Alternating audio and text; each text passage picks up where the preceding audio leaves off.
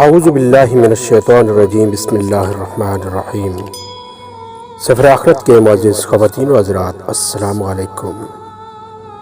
ناظرین کرام، ملک کے سمرقند میں ایک بیوہ سید زادی رہا کرتی تھی۔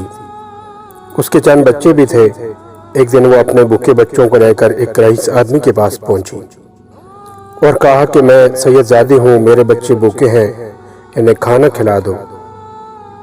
وہ رئیس آدمی جو دولت کے نشے میں محمور اور براہ نام مسلمان تھا، کہنے لگا تم اگر واقعی سید زادی ہو تو کوئی دلیل پیش کرو۔ سید زادی بولی، میں ایک غریب بیوہ ہوں، زبان پر اعتبار کرو کہ سید زادی ہوں، اور دلیل کیا پیش کروں؟ وہ بولا، میں زبانی جمع خرچ کا متقد نہیں، اگر کوئی دلیل ہے تو پیش کرو ورنہ یہاں سے جاؤ۔ وہ سید زادی اپنے بچوں کو لے کر واپس چلی آئی اور ایک مجوسی رئیس کے پاس پہنچی اور اپنا قصہ بیان کیا۔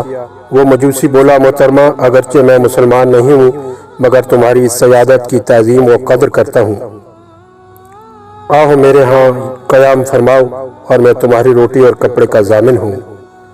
یہ کہا اور اسے اپنے ہاں ٹھہرا کر اسے اور اس کے بچوں کو کھانا کھلایا اور ان کی بڑی خدمت کی۔ رات ہوئی تو وہ برائے نام مسلمان رئیس سو گیا تو اس نے خواب میں حضور سرور عالم صلی اللہ علیہ وآلہ وسلم کو دیکھا جو ایک بہت بڑے نورانی محل کے پاس تشریف فرما تھے۔ اس رئیس نے پوچھا، یا رسول اللہ، یہ نورانی محل کس کے لیے ہے؟ حضور صلی اللہ علیہ وآلہ وسلم نے فرمایا، مسلمان کے لیے۔ وہ بولا، تو حضور میں بھی مسلمان ہوں، یہ مجھے عطا فرما دیجئے۔ حضور صلی اللہ علیہ وآلہ وسلم نے فرمایا، اگر تو مسلمان ہے تو اپنے اسلام کی کوئی دلیل پیش کر۔ رئیس یہ سن کر بہت گھبرایا۔ حضور صلی اللہ علیہ وسلم نے پھر اسے فرمایا، میری بیٹی تمہارے پاس آئی تو اس سے سیادت کی دلیل طلب کرے اور خود بغیر دلیل پیش کیے اس محل میں چلا جائے، یہ ناممکن ہے۔ یہ سن کر اس کی آنکھ کھل گئی اور بڑا رویا۔ پھر اس سید زادی کی تلاش میں نکلا تو اسے پتہ چلا کہ وہ فلاں مجوسی کے گھر قیام پذیر ہے۔ چنانچہ اس مجوسی کے پاس پہنچا اور کہا کہ 1000 روپے لے لو اور وہ سید زادی میرے سپرد کر دو۔ مجوسی بولا، کیا میں وہ نورانی محل 1000 روپے پر بیچ دوں؟ ناممکن ہے۔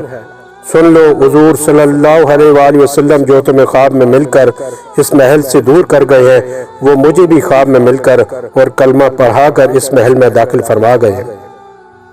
اب میں بھی سمیت مسلمان ہوں اور مجھے حضور بشارت دے گئے ہیں کہ تو اہل عیال سمیت جنتی ہے۔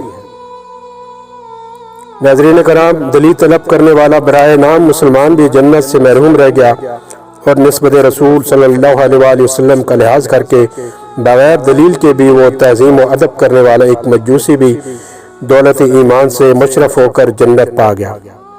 معلوم ہوا کہ ادب و تعظیم رسول اللہ صلی اللہ علیہ وسلم کے باب میں بات بات پر دلیل طلب کرنے والے برائے نام مسلمان بدبخت و محروم رہ جاتے ہیں۔ امید کرتا ہوں یہ سبق آموز واقعہ آپ کو پسند آیا ہوگا۔ مزید اچھی ویڈیوز کو دیکھنے کے لیے چینل کو لائک اینڈ سبسکرائب کر دیں۔